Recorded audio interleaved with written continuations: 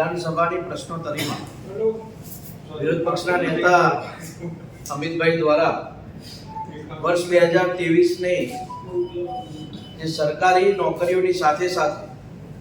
ખાનગી નોકરીઓ જે કંપનીઓમાં છે એમાં સ્થાનિક ગુજરાતીઓને નોકરી નથી મળતી એ બાબતે આક્ષેપ કર્યો હતો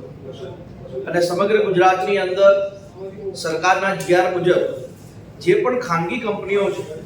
તેની અંદર સ્થાનિકોને 75% વધુ નોકરી આપવાનો સતત પ્રયાસ પણ થતો હોય છે।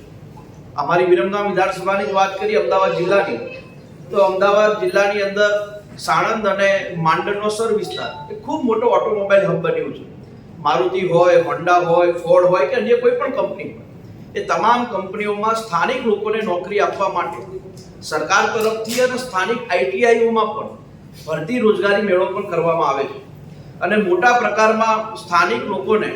ભરતી રોજગારી મેળાના માધ્યમથી સ્થાનિક કંપનીઓમાં નોકરી આપવા માટે સ્થાનિક કંપનીઓ, સ્થાનિક ધારાસભ્યો અને સરકારના માધ્યમથી વિશેષ પ્રયાસ કરવામાં આવે છે।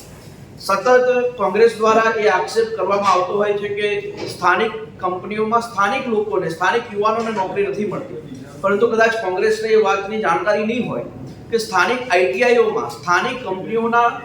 જે હેડ હોય એ લોકો વર્ષે એકવાર ત્યાંના સ્થાનિક ITIના યુવાનોને પણ ડાયરેક્ટ કંપનીઓની અંદર નોકરી આપવાનું પ્રાવધાન કરેલું છે।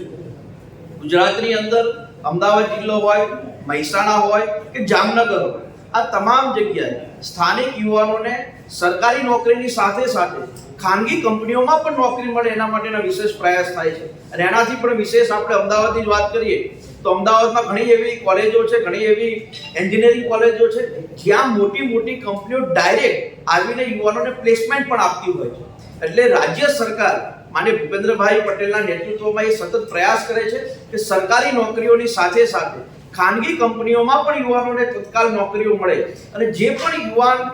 ખર્ચા કરીને ભણી ગણીને